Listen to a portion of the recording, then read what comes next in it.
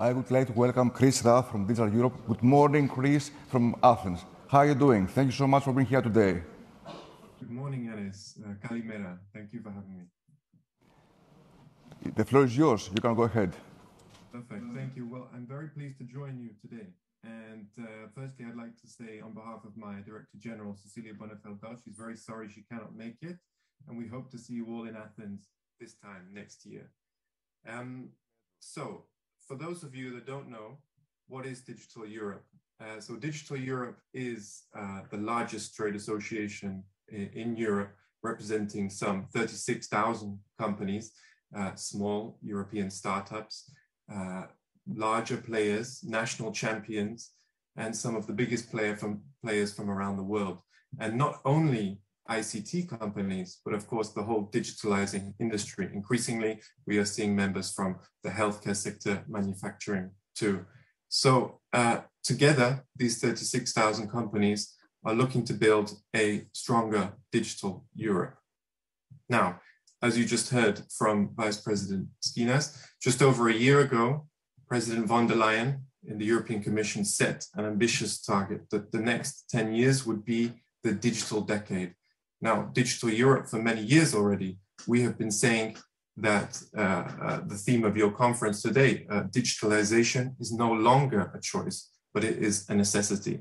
And it took COVID and the COVID crisis for the political world to realize that too. So we're in an excellent place now where the European Commission, with President von der Leyen, has set a strategy now. So how do we follow that up? That's the theme of my presentation today. Now, the good thing is that we have, although there were 20% of the COVID funds, the 750 billion allocated to digital, in fact, when we see all the plans, that is closer to 26%. And on top of that, you have the Digital Europe program, which is new for this commission, 7.5 billion, which is dedicated to the deployment of technologies, as well as the Horizon Europe research fund, a large portion of which is dedicated to digital too. So we have the investment. Now, I want to take a quick look at the Greek plan. Now, if you look at the Greek plan, it's clear that in Greece there is some work to do on digitalization, but there is a huge amount of readiness there. On 5G, the legislation's in place. On open data, the legislation's in place. You've already revised the educational curricula. All of these things Digital Europe had been calling for in all of the country plans. There's strong political support for the digitalization agenda. And around over 20% has been dedicated to the digital transition. So Greece is in a very good place for the digital decade. I mentioned that we had a plan. When the money was put forward for digitalization, we quickly came out with our members with 5 key areas, including digital education, digital healthcare, digitalizing SMEs, the digital transformation with the Green Deal, and connectivity, 5G, and the rollout of very high-speed broadband. Now, I want to focus on 2 areas today. So the first one is data. Now, we all know that data is fundamental to the digital economy, but businesses are not making use of it. We see only 3% in 2020 of Europe's GDP is represented by the data economy. Back in 2019, Digital Europe set ambitious KPIs for Europe by 2025. One of them is that the data economy should be worth 6% of GDP. Another is that half of businesses should be using advanced cloud services, and half of small businesses should be using big data analytics. So data, as you heard from Vice President Skinas, is on the Commission's agenda. It's very high, and there are a number of initiatives, a huge amount of initiatives aimed at encouraging businesses to both move into the data economy, but also crucially share that data. Europe has a very strong industrial base. So we had an agreement already in Brussels earlier this year on the Data Governance Act, which will set the rules on how the data can be shared. In the next couple of months, we will see a proposal on the Data Act itself, the measures to encourage businesses to actually share that data. We have the industry-led initiative Gaia X, which is about setting the technical framework and standards to allow data sharing to occur. And as I mentioned before, the Digital Europe program, not to be confused by Digital Europe Us, although we hope the program was inspired by us, the Digital Europe program has assigned a lot of money to actually build the data spaces. And this is something that we as an association are very much getting involved in. How can we build the infrastructure and get the companies on board to actually share that data and reap the benefits? And finally, COVID was first and foremost a health crisis. And when we look at the data spaces that the EU looks to put forward, the first one on the agenda will be the European health data space. We all know how much data has been able to accelerate treatments and accelerate the search for vaccines for COVID and cancer and other diseases that are affecting European citizens. So this is something we're very keenly looking forward to in Q2. And actually, that's the second point I wanted to raise today, which is digital health. Digital health, there's huge potential for digital health and for how we use data to find those treatments quicker and use artificial intelligence.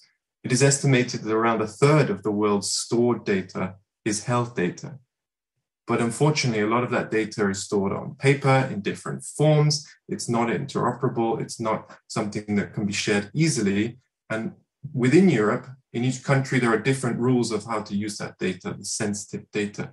So we released a paper last month looking at how we can basically encourage patients, encourage healthcare providers, encourage everyone in the healthcare ecosystem to share that data for the benefit of all. Now, the European Health Data Space proposal, when it comes out, will be an extremely complicated piece of legislation. But in our paper, we believe it boils down to one word, and that word is trust.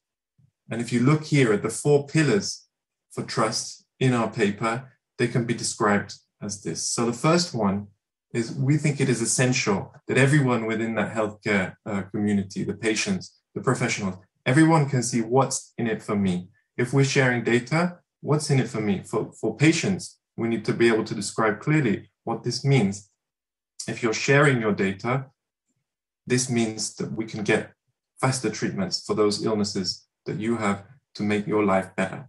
For the healthcare providers who might be worried, is technology, is artificial intelligence going to be taking away my job? No, we have to explain properly how health data can be shared for the benefit of you and your job to make it easier. The second pillar is we need to make sure that citizens know that when they share their data or where their data is shared, that it will be safe, that we have a secure and interoperable infrastructure for sharing that data.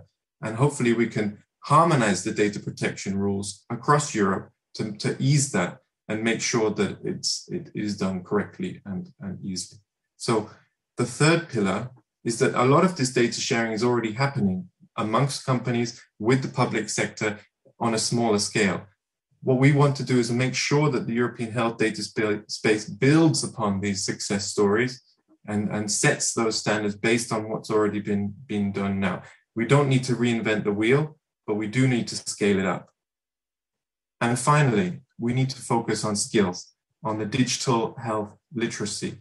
We all know that many, many more citizens have been accessing health services online since the beginning of the pandemic. We need to make sure that this continues, that the skills that are important for every aspect of digitalization, they're also vitally important for health as well, to ensure that trust that I spoke about before. So those are the 4 pillars that are in our paper, and we will be taking this over the next few months to the Commission and the member states, because this is really a joint effort to create this European health data space. And it won't be easy, but we think we can get there, and the rewards will be huge. Now, as I said, at Digital Europe, we like setting targets.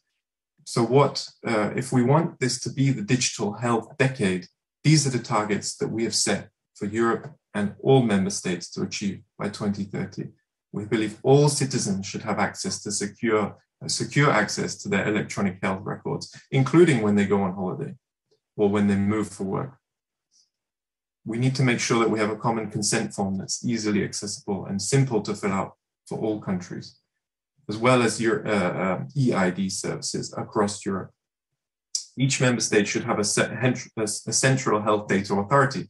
Roughly only around half do at the moment. This will ease the process for health data sharing hugely. And at the same time, we need a EU-level health data entity to promote that data sharing. So this is our plan for digital health. We think there's a huge opportunity here, but we want to set those ambitious targets alongside the targets that have already been set in the European Digital Health, the European Digital Decade Strategy. So, in brief, we looked at data, we looked at digital health. Now, both of these are an example of where we need to find the balance between preserving the values, preserving European fundamental rights, as well as creating value, as well as putting the conditions in place for businesses, small and large, across Europe to grow, to scale, and to create good, well-paying jobs. Now, we believe there is a balance way, and this is what Digital Europe is striving for every day between the two. And I think health and the data sharing agenda are two excellent examples of that. And if you're interested in finding out more, I'd be very happy to hear from you. Thank you very much for your attention today. I would like to thank again Yanis and the CEPE team for having us and letting us speak to you again today. We would be very glad to see you next year in Athens. Thank you very much, Yanis. Thank you so much for being here today with us. Fortunately, next year you will be here in Athens, enjoying the weather and to be all together for your presentation. Thank you so much. Enjoy the rest. My regards to Brussels. Bye. Bye.